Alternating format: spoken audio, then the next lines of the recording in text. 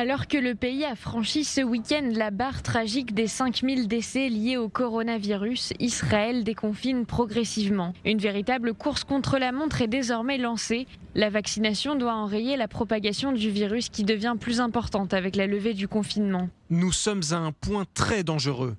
Lorsque nous ouvrirons le système éducatif et les commerces, cela produira des contacts et les contacts produiront plus d'infections. Le taux d'infection augmentera, tout comme le nombre de patients graves. D'un autre côté, il y a des vaccins. Qui va gagner ? On ne peut pas le dire, il y a beaucoup trop d'incertitudes. Presque 40% de la population a reçu la première dose du vaccin et 22% des Israéliens sont complètement vaccinés. Le problème, ce sont les personnes de plus de 50 ans qui ne sont pas encore protégées contre le virus. Nous parlons de 400 000 personnes âgées de 50 ans et plus qui n'ont pas encore été vaccinées et qui ont en moyenne 10% de chances de devenir gravement malades.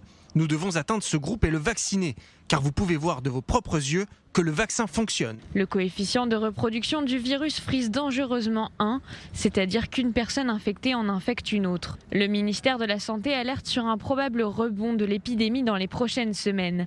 La sortie du confinement doit donc se faire de manière très prudente en Israël.